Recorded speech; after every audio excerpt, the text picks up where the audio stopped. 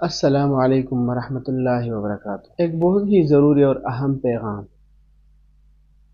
آپ نے دیکھا دنیا کے پہلے موبائل کا بنیادی کام صرف کال کرنا تھا، اور موبائل کی اس پہلی نسل کو 1G یعنی فرسٹ جنریشن کا نام دیا گیا، اور اس موبائل میں کال کرنے اور سننے کے سوا اور کوئی دوسرا آپشن نہیں ہوتا تھا۔ پھر جب موبائلز میں SMS یعنی سینٹ میسج کا آپشن ایڈ ہوا تو اسے 2G یعنی سیکنڈ جنریشن کا نام دیا گیا۔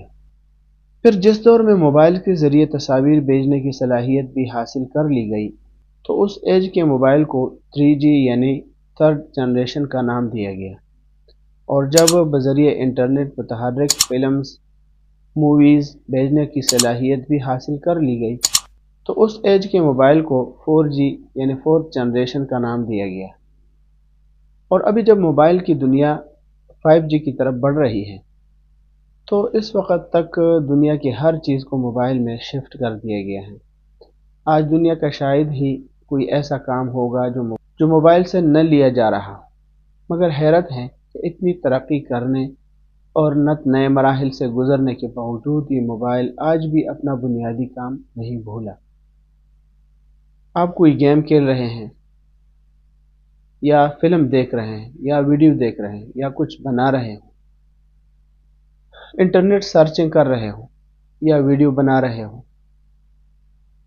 مطلب موبائل پر ایک وقت میں مثلا 10 کام بھی کر رہے ہوں، لیکن جیسے ہی کوئی کال آئے گی موبائل فوراً سے پہلے سب کچھ چھوڑ کر آپ کو بتاتا ہے کہ کال آ رہی ہے، یہ سن لیں، اور وہ اپنے اصل اور بنیادی کام کی خاطر باقی سارے کام ایک دم روک دیتا ہے۔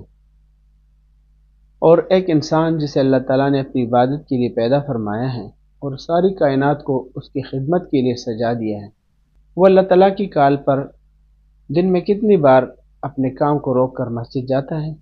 مسجد جانا تو درکنار، اب اللہ تعالیٰ کی کال یعنی اذان پر ہم اپنی گفتگو بھی روکنا مناسب نہیں سمجھتے۔ سوچنے کی بات ہے، بہت زیادہ سوچنے کی بات ہے۔ اللہ ہمیں صحیح معنوں میں 5 وقت نماز پڑھنے کی توفیق عطا فرمائے۔ وما علینا الا البلاغ۔